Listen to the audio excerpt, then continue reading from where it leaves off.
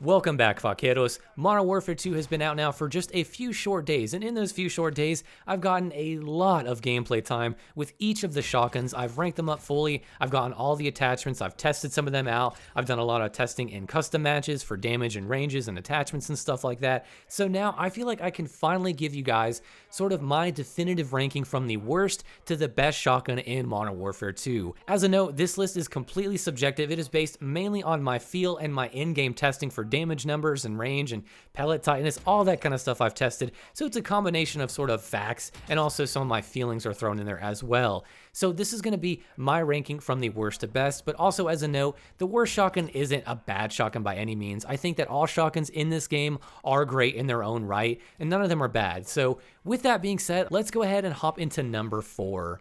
For my number 4 pick of the quote-unquote worst of the bunch, we have the Lockwood 300. And I know what you're thinking. I know some of you guys are going to contest with me on this, but this is just based off of my own feel and experience with the gun. And I gotta say, even with the numbers that it has, it's falling short a little bit compared to the rest for me for a few different reasons. Now, to be clear, this isn't a bad shotgun. Like I said, it's still good. It's still great. It's just compared to the rest, I would rather pick them over this one for a few different reasons. For one, it only has 2 rounds, which normally isn't a problem.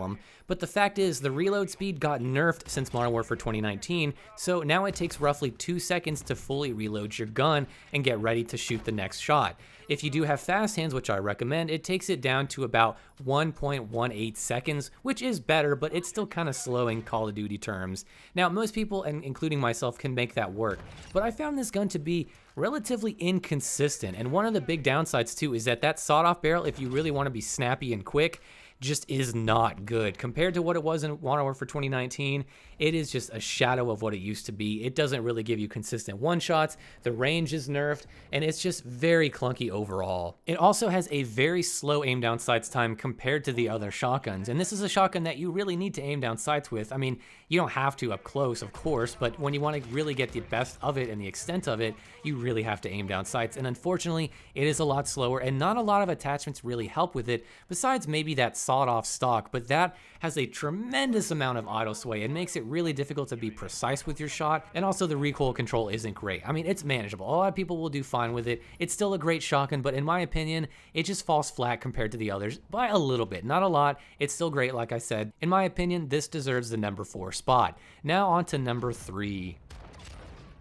For my number 3 pick, I have by a very, very small margin, the Bryson 890. If you didn't know, the Bryson 890 is basically the same thing as the 800, but it has a magazine attachment so you can reload all your shells at once. Now, the big difference here is really just preference. Me, personally, I like to have my gun reload shell by shell, so if I kill 1 or 2 people, I can just pop 1 or 2 in quick. But having a whole magazine, you have to really commit to that, especially with the new reload mechanics in this game, the stage reloads.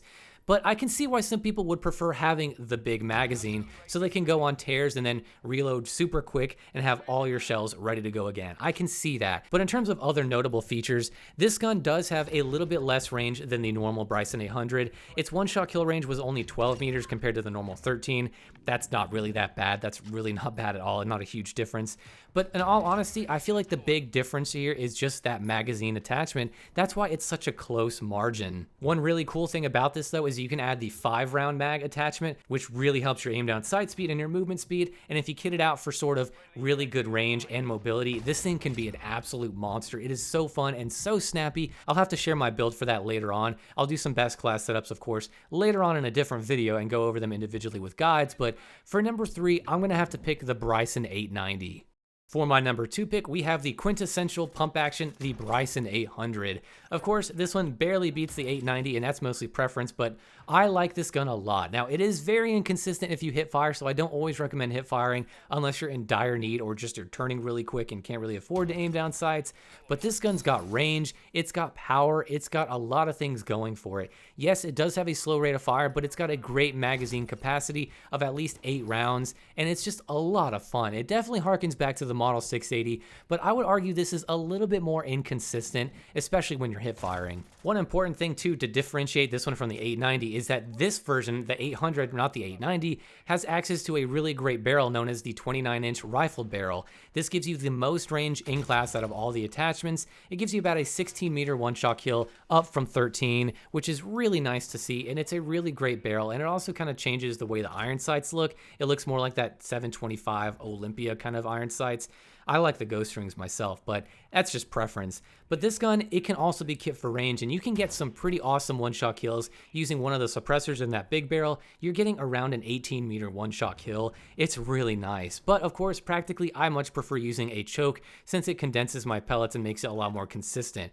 But that is my pick for number 2, and as you can guess, number 1 is going to be the Expedite 12. I guarantee that a lot of you guys watching this did not expect that gun to be number 1, but I think it has a really great spot in the meta because not only is it sort of the fastest shooting gun of the bunch, but it has a great one-shot kill range of about 10 meters. For a gun like this that shoots as fast as it does, it's not incredibly fast, but faster by a lot compared to the other two, this gun has an awesome one-shot kill range. 10 meters is no joke, and if you were aiming down sights, it's incredibly consistent. Of course, this does suffer the other issue of being inconsistent, just like the other ones when you hit fire, but of course, compared to the others, this one's a lot more spammable, so if you miss a shot, who cares? Just shoot again. You can follow up really quick. It also has a great ammo capacity of I think 7 rounds by default, but you could put on a tube that holds 10 shots, so if you want to go on tears, this is the shotgun to do it because you can get such consistent one-shot kills out to a decent range.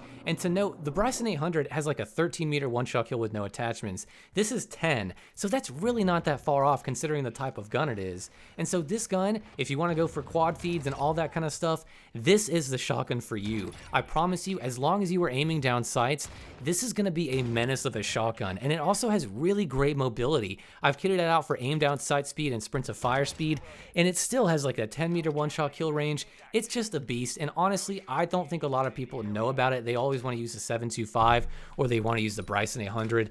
But this gun, it is no joke, guys, so I seriously recommend giving it a try. And that is just about gonna do it for my list, guys. There you have it. I'm sure I caught a lot of people off guard with that number 1 pick, but I'm always surprised how good the Expedite is, especially compared to the other ones. They're all great shotguns. We're in for a good year. These are great shotguns. They have some fun attachments. That little small 8-inch barrel on the Bryson 800 is just, oh my god, it's so much fun, even though it's a little inconsistent, but it's hilarious and it's awesome. So let me know what you guys think down below in the comments. I'm sorry if you keep hearing jingling. My cat is walking around my desk and stuff, so he's kind of getting into stuff, but let me know what you think of the video. Let me know what your rating is for these shotguns and what your favorite and worst one is. And with all that being said, I will see you guys in the next video.